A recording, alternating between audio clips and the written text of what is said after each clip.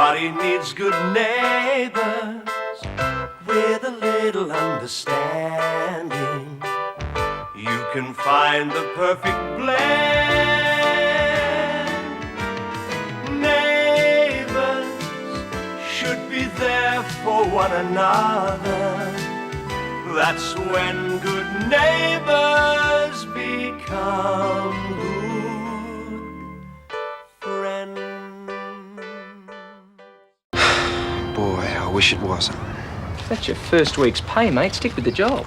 What's the story, Scotty? Well, I just needed a witness, that's all.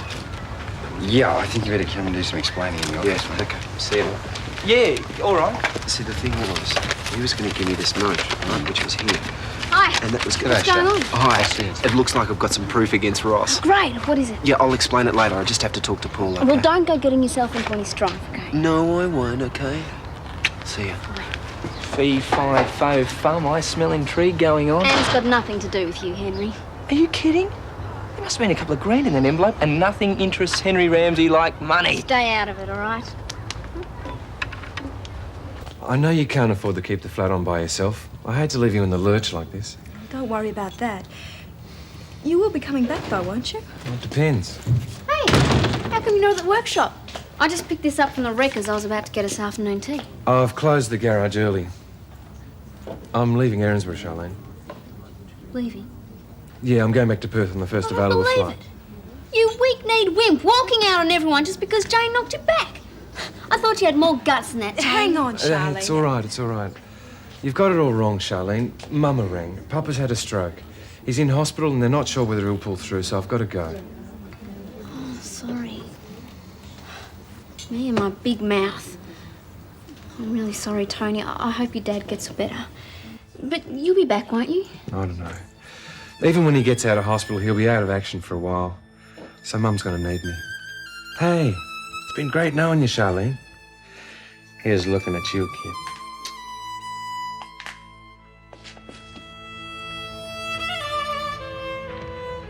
Yep, here's the evidence. I just need to prove I'm right about Ross. I don't think so, Scotty.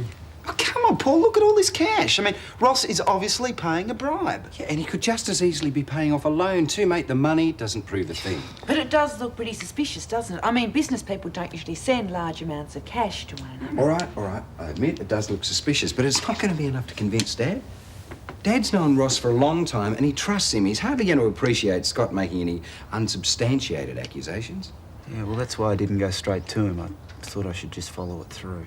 Yeah, good idea. Listen, deliver it and see what you get in return. If you get a letter of acceptance or a signed contract, fine. It makes your case a hell of a lot stronger. Then should I go to Dad? Yeah, tell him everything. Well, he's not going to want to listen, but... Paul, why don't you give Jim a ring and tell him what's happening? No. Ross will only explain the money away. All that would achieve is Dad mad at Scott and me for even suggesting that Ross would do something crooked. Yeah, Paul's right. I need all the evidence I can get. I'll tell you what, let's just see what happens when I deliver this, okay? Well, be careful. If these people are suspicious of you, you could be in danger. Gail, I hardly think we're dealing with hardened crims here. OK, Ross might be doing something illegal to get extra work the company's way, but I can't really see them holding my little brother at gunpoint. Well, if he's frightened of being exposed, you never know what he might do. And Scott could be wrong, too. Look, this all could just be a storm in a teacup. Yeah, well, I don't think so. But I am going to find out for sure. There we go. Thanks. I don't want to sound selfish, but this leaves me right up in the air as far as my apprenticeship's concerned. Yeah, I know what you mean. I don't know what to do about the flat. I mean, there's no way I can afford to stay there by myself.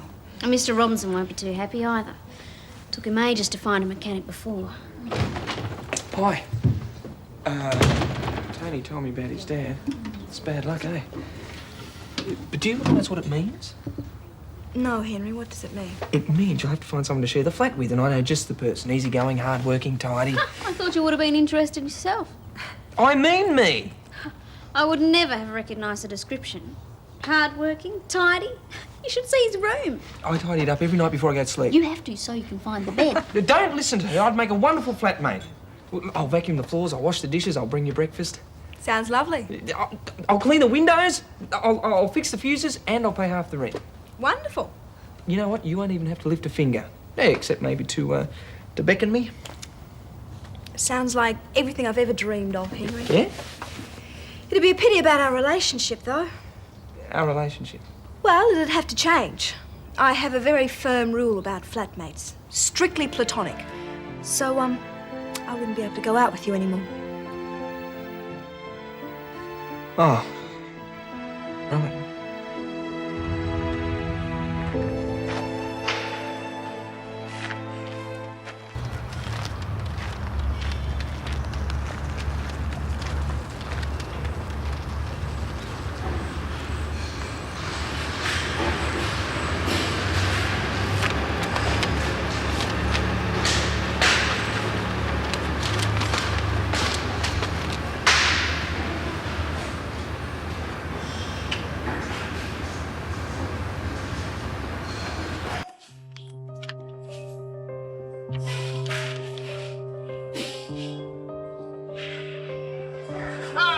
I was starting to wonder if you got lost, my friend. Sorry, I ran into Charlene and stopped to talk to her. Oh, young love, nothing like it, eh? Mr. Green rang. He seemed a bit concerned that the package you delivered seems to have been open. Yeah, I dropped it. I had to stick it up with some tape, actually. Well, I hope you didn't lose anything out of it. I didn't see any of the documents fall out. That's all there was in there, wasn't it? Yes, that's right. I believe you've got something for me. Is Dad back? I think he's away for the day. What? I just wanted to talk to him about something. What's that? There seems to be a few odd things going on around here. Such as? I'd just like to talk to Dad about that if I could, okay? Listen, Scott, you're a junior clerk and you'll do as you're told.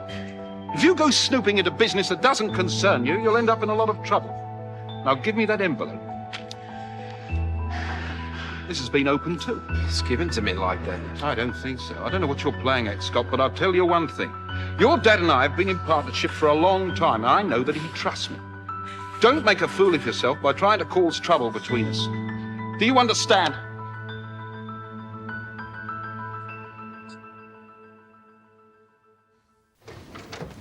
Hello, Tony. What are you doing here? His father's had a stroke, unfortunately, so Tony's got to go back to Perth. Oh, I'm sorry to hear that. Yeah, I had to rush off without notice like this, but there's nothing else I can do. Oh, I understand. Any idea how soon you can come back? Well, it's hard to say. Look, I think you'd better find a new mechanic. I was afraid of that. When are you leaving? Well, tonight. I have to get home and pack. I'm leaving my stuff with Sally. She's sending it on later, depending on how things turn out. In the panel van? Well, I'm leaving that with Sally, too. We'll miss you, Tony. You will keep in touch and let us know how your father is, won't you? Don't worry, I will. How are you getting to the airport? Well, taxi, I guess. I'll drive you. I've got a few things to discuss with you about the workshop. Jim, don't forget we've got dinner at Helen's tonight. No, all right. Well, you go on ahead. I'll meet you there. Okay, bye. Take care, Tony. Bye. I really appreciate how good you've been about all this. And Charlene. I know it sort of leaves her in a hole as far as the workshop's concerned. Yes, he's had a bit of bad luck with her apprenticeship. Still, we'll work something out. I reckon I must be jinxed.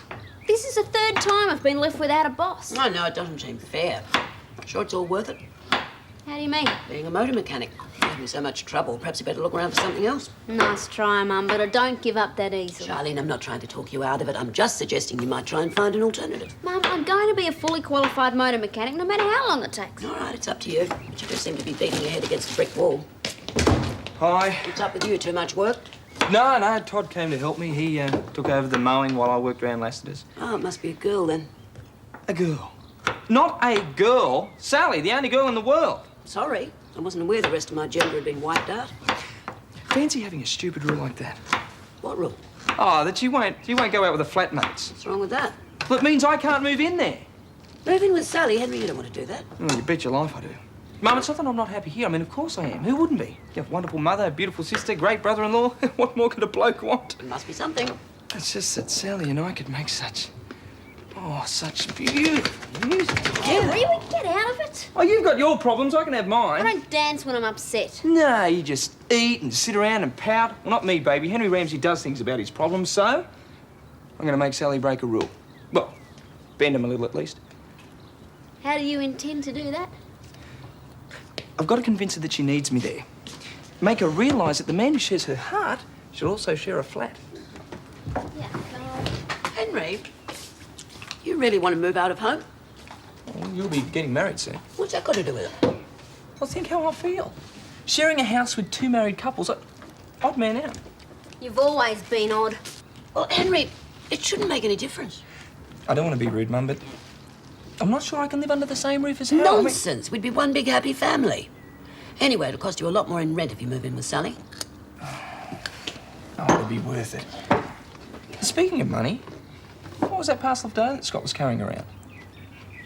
It's a long story. Hello? Hi.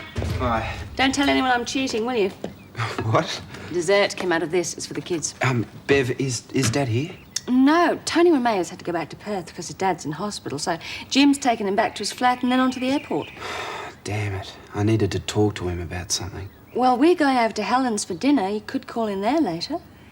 But Ross is going to be there, isn't he? What difference would that make?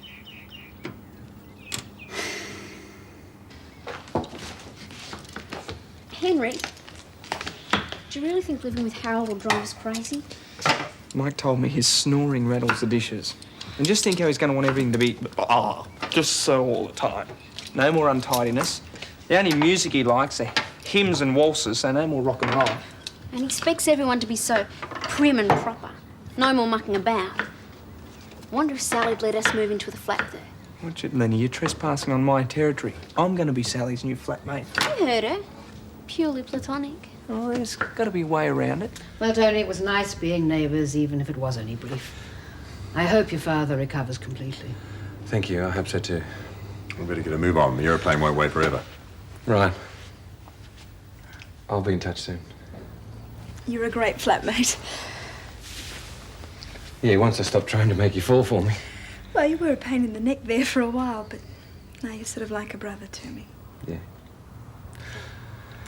You will keep in touch, won't you? Sure. Oh, would you say goodbye to Jane for me? She'll probably be relieved I'm gone. Oh, no, I think she'll be a little sad, too. I hope so.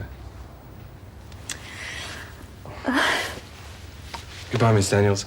With any luck, I'll see you again. Why, Tony? Are you not really worried about Harold moving in?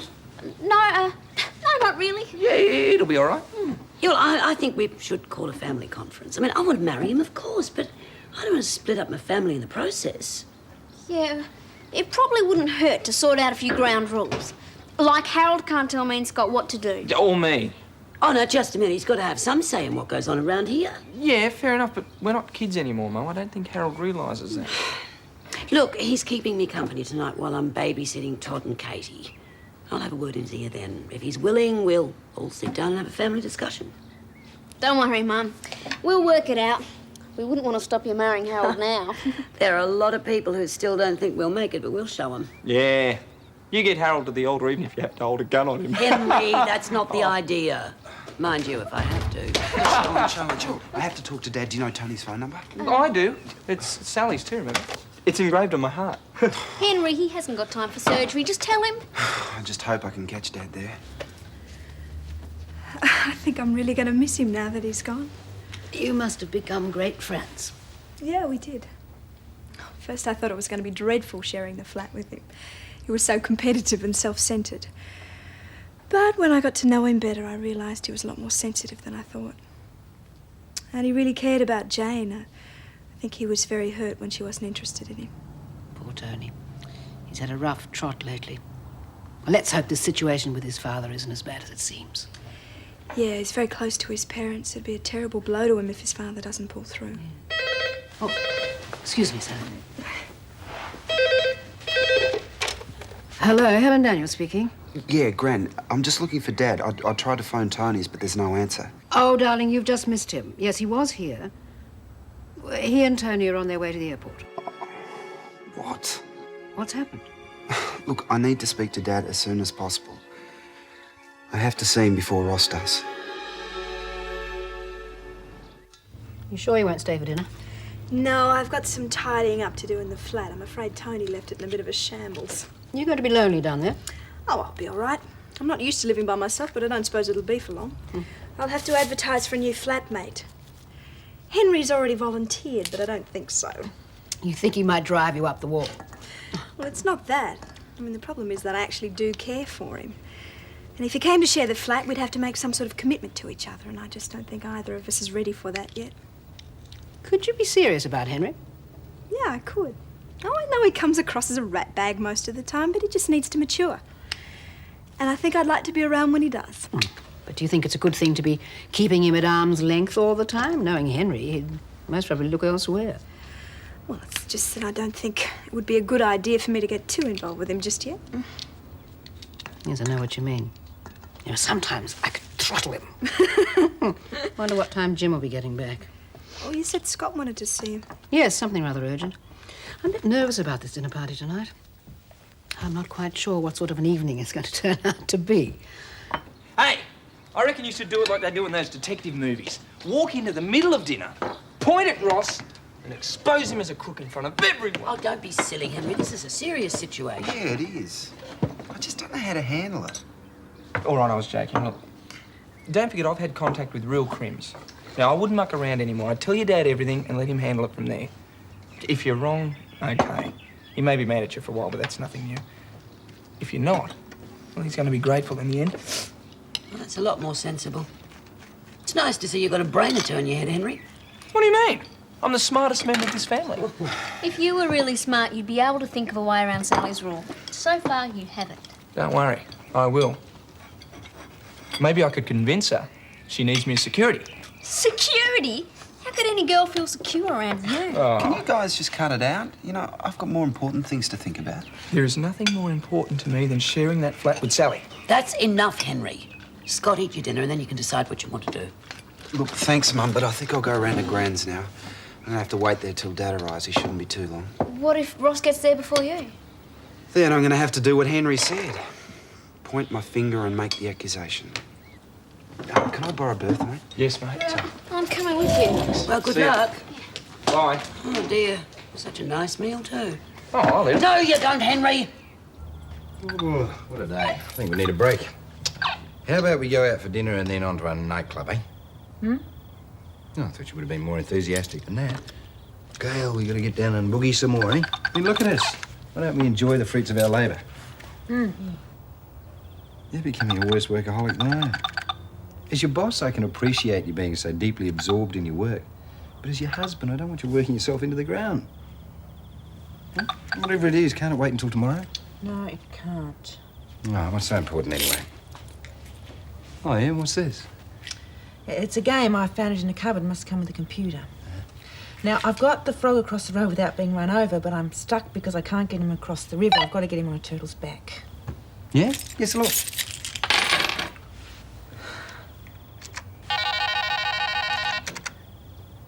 Yeah, nothing to it. I wanted to do it myself. Oh, I just thought you needed some help. Well, I didn't. Well, that makes up for you doing my anagram puzzle, doesn't it? Hmm? Anyway, you just fluked it. You couldn't have got it that far yourself. Ah, come on, it looks pretty easy. All right, I'll tell you what. We'll go and grab a bite to eat and we'll come back to it. Hmm? Well, what about the nightclub? Another night, unless, of course, you don't think you can beat me at it. Oh, of course I can. All right. After dinner, the championship's on. Okay, you're on. Okay. But you haven't heard from Scott, have you? No, no. But if he wants me, he'll find me. Do you think you could be right about Ross? Hope not, for Dad's sake. Yeah. Thank you, Helen. There you are, Ross. I had a straight run through from the airport. Scott's been looking everywhere for you. Hi. Hi. Jim, I'd like a word with you. Business, I'm afraid. Oh, no problems. Please feel free. Margaret, I haven't seen you in ages. Now, tell me what... Jim, I don't know how to say this, but Scott's not working out as a junior clerk. I think it's best that we let him go. Why? What's the problem? Matter of attitude more than anything. I don't understand why, but he seems to have taken an intense dislike to me. The last thing I want to do is cause any trouble between you and me. We won't do that, Ross, but... tell me, what exactly has Scott been doing? It doesn't sound like him. I'll get it. What are you guys doing here? There's something I need to talk to you about. I need to talk to you, too. Ross has just been having a chat with me. Yeah, I bet he has. Don't listen to him, Mr. Robinson. Hello, Scott. Charlene, I didn't realize you were coming here tonight. We seem to have a problem that needs to be thrashed out. Jim, this is supposed to be a dinner party, not a personnel conference. I think this should wait until tomorrow, don't you? No, Dad. Ross, your son. Darren, what does he want? The engineering works are on fire.